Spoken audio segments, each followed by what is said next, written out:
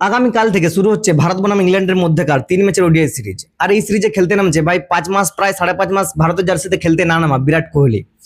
IPL এর পর থেকে আমরা দেখতে পাইনি জসপ্রীত বুমরাকে, সেও ভারতের জার্সিতে মাঠে নামবে। রোহিত শর্মা ফিরেছে আফগানিস্তান সিরিজের পর, শুভমান গিলরা ফিরছে। এখন টি-20 ম্যাচ সিরিজ আমরা হেরে গেছি ইংল্যান্ডের বিপক্ষে, তবে এই সিরিজটা আমাদের কাছে অত্যন্ত গুরুত্বপূর্ণ এবং আমরা ভারতীয় ভক্তরা অনেকটাই অধীর আগ্রহ অপেক্ষা করছি। কারণ ভাই টি-20 সিরিজে বাচ্চা ছেলেদেরকে তোমরা হারিয়ে দিয়েছো যা খুশি হবে, এই সিরিজে তোমাদের সঙ্গে লড়াই হবে, আসল খেলা তো এখন হবে। তো এই ভিডিওতে আমি আলোচনা করব কালকে আগামীকাল প্রথম ওডিআইতে ভারতের প্লেইং 11 কেমন হতে চলেছে। তো সেটা জানার জন্য ভিডিওটা শেষ পর্যন্ত দেখতে থাকো আর একটা লাইক দিয়ে দাও। চলো ভিডিওটা শুরু করি। প্রথমে আমাদের ওপেনিং এ থাকবে শুভমান গিল এবং রোহিত শর্মা, এই দুজনে কোনো পরিবর্তন হবে না। এরপর 3 নম্বর জায়গায় থাকবে বিরাট কোহলি, যাকে আমরা অনেকদিন পর ভারতের জার্সিতে দেখতে নামবো। এরপর 4 নম্বরে থাকবে আমাদের ভাইস ক্যাপ্টেন শ্রেয়স আয়ার, ওডিআই এর ভাইস ক্যাপ্টেন শ্রেয়স আয়ার। 5 নম্বরে থাকবে wicket keeper batter KL Rahul. 6 নম্বর জায়গাটা নিয়ে অনেকের বিভিন্ন রকম মতামত রয়েছে, কেউ বলছে ঈশান কিষান, কেউ বলছে শিবম দুবে। তো আমার মতে শিবম দুবে খেলবে। হ্যাঁ, ঈশান কিষান আফগানিস্তানের বিপক্ষে ভালো সিরিজ কাটিয়েছে, একটা সেঞ্চুরিও করেছে, 79 বলে 125 রানের একটা দুর্দান্ত ইনিংস খেলেছিল। তারপরেও সম্ভবত আমার যা মনে হচ্ছে এখানে ঈশান কিষানকে সুযোগ দেবে না, সুযোগ দেওয়া হবে শিবম দুবেকে। কারণ আমাদের এই দলটাই একটা অলরাউন্ডার নেই ভাই, হার্দিক পান্ডিয়া নেই স্কোয়াডে, নীতিশ রেড্ডি নেই স্কোয়াডে, তো শিবম দুবে জায়গা পেয়েছে তাদের পরিবর্তে। তাই অলরাউন্ডার যেহেতু নেই, তাই শিবম দুবেকে এই জায়গায় খেলাবে। এরপর 7 নম্বরে থাকবে স্পিনার অলরাউন্ডার অক্ষর প্যাটেল।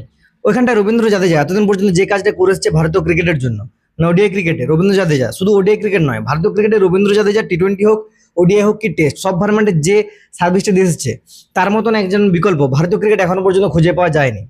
তা সত্ত্বেও এখানে অক্ষর প্যাটেলকে দিয়ে চেষ্টা চালানো হচ্ছে তার অভাব পূরণ করার জন্য। তোমার কি মনে হয় এটা রবীন্দ্র জাদেজার কাজটা অক্ষর প্যাটেল কতটা করতে পারবে? 8 নম্বরে থাকছে আর্শদীপ সিং, 9 নম্বরে গুরনুর ব্রার। এই গুরনুর ব্রার কিন্তু শ্রীলঙ্কা এর বিপক্ষে ভারতীয় এর হয়ে ভালো পারফরমেন্স করেছে, টেস্টেও ভালো পারফরমেন্স করেছে।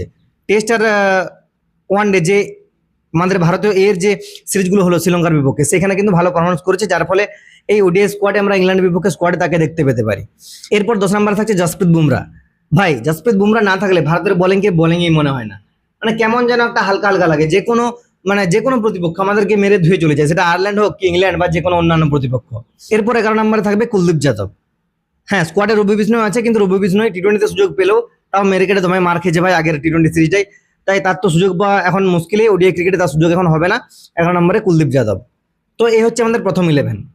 মোদ্দা কথা আমাদের এই ওডিআই ক্রিকেটে ফিরেছে বিরাট কোহলি, রোহিত শর্মা, জসপ্রীত বুমরার মতো লেজেন্ডরা। আর এদের জন্য ভারতীয় ক্রিকেট ফ্যানরা ওডিআই ক্রিকেট দেখতে এখনো পছন্দ করে। না হলে ভাই ওডিআই ক্রিকেট এখন আর কেউ দেখতে পছন্দ করে না, ভালোবাসে না। 50 ওভারে খেলা, দুটো মিলে 100 ওভার খেলা একদিন পুরো দিন কেউ দেখতে পছন্দ করছে না আজকাল ওয়ানডে। কিন্তু এই 3 জন এখনো খেলছে একটাই ফরম্যাট, সেটা হচ্ছে ওডিআই। তার জন্যই ভারতীয় ভক্তরা ওডিআই ক্রিকেটটা এখনো দেখতে পছন্দ করছে।